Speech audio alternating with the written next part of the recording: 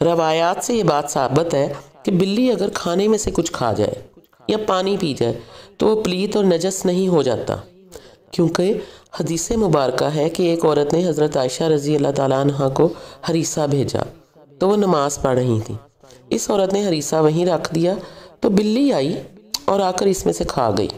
حضرت عائشہ رضی اللہ تعالیٰ عنہ نے نماز کے بعد اس جگہ سے ہریسہ کھایا جہاں سے بلی نے کھایا تھا، اور فرمایا بلا شبہ رسول کریم صلی اللہ علیہ وآلہ وسلم کا فرمان ہے، یہ بلی پلید اور نجس نہیں بلکہ یہ تو تم پر آنے جانے والیاں ہیں۔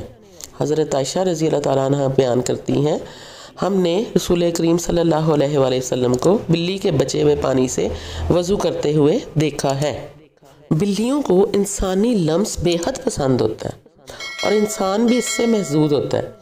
ماہرین کے مطابق بلی کے لمس میں اللہ تعالیٰ نے ڈپریشن کے مرض کا علاج رکھا ہے۔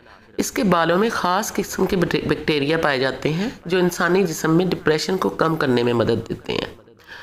اس لیے پالتو بلی کو اپنے ساتھ بٹھایا جا سکتا ہے، لپٹایا جا سکتا ہے اور سلایا جا سکتا ہے۔ یہ نہ صرف آپ کی بلی کو خوش کرے گا بلکہ آپ کو ڈپریشن سے بھی نجات دلائے گا۔ بلیوں کی اوسط عمر 13 سے 17 سال ہوتی ہے، مگر کئی بلیاں 20 سال کی عمر تک بھی پہنچ جاتی ہیں۔ دو بلیاں آپس میں کبھی بھی میاؤں کر کے بات نہیں کرتی۔ جب بھی آپ کی بلی میاؤں کرے تو آپ سمجھ لیں کہ وہ آپ سے مخاطب ہے۔